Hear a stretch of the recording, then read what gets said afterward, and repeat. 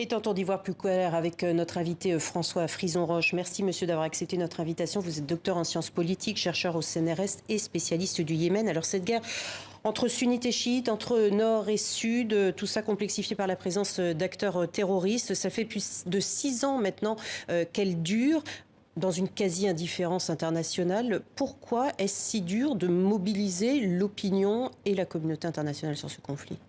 Il y a plusieurs raisons.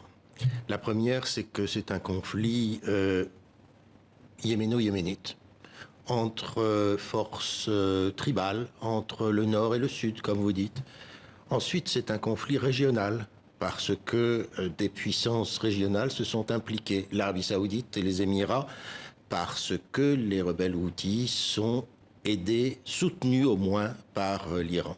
Et puis surtout parce qu'il y a au moins 3 membres du Conseil de sécurité de l'ONU, les États-Unis, la Grande-Bretagne et la France, qui sont quand même, j'allais dire, des fournisseurs importants d'armes à l'Arabie Saoudite et aux Émirats. Donc, évidemment que vous mélangez ce conflit intérieur, ce conflit régional et cette implication internationale, et vous avez un conflit qui dure maintenant depuis 6 ans et qui va certainement encore durer un certain temps, parce que cela ne dépend pas des Yéménites véritablement, la fin de ce conflit. Alors justement, qui a la solution en main ?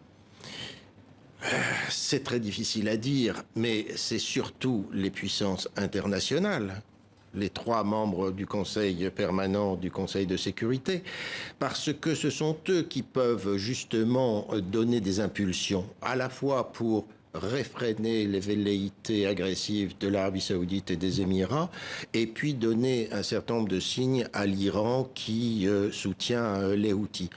Mais depuis 6 ans, il y a des habitudes qui ont été prises aussi bien du côté de l'Arabie Saoudite, qui a pris l'habitude de bombarder, que des puissances régionales comme l'Iran, voire aussi à l'intérieur du Yémen, des personnes qui ont entamé un processus de criminalisation globale du pays, de l'économie, et ces gens-là n'ont pas du tout intérêt à ce que ce conflit s'arrête. Donc vous voyez que sur le plan intérieur, sur le plan régional et sur le plan international, vous avez des conflits qui font que rien n'avance. La complexité de cette guerre.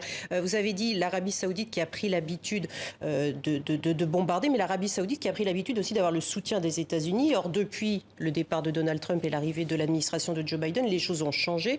On le disait dans le sujet, Washington a décidé de retirer les Houthis de sa liste noire des organisations terroristes, a également décidé de ne plus financer en armement, ou en tout cas militairement, l'Arabie Saoudite. Cela change la donne. Oui, pour l'instant, on est dans le discours. Comprenez, arrêter, enlever le Yémen de la liste. C'est une posture, selon vous ? Comment ? C'est une posture de la part de Joe Biden pour l'instant ? Non, c'est certainement un véritable tournant. Mais pour l'instant, on est... passez-moi l'expression, dans la com, arrêter la liste noire du terrorisme, ça avait été pris 2-3 jours avant la fin du mandat de Trump. Donc ce n'était pas encore véritablement dans les tuyaux et les résultats n'étaient pas visibles. Ensuite, arrêter la vente de certaines armes, je veux bien. Les États-Unis ont arrêté par exemple la livraison de bombes à fragmentation. Mais l'Arabie Saoudite a certainement dû faire des stocks. Et puis, les États-Unis ne sont pas les seuls fournisseurs. La Grande-Bretagne aussi fournit des bombes à l'Arabie Saoudite. Donc, si vous voulez, c'est un premier pas.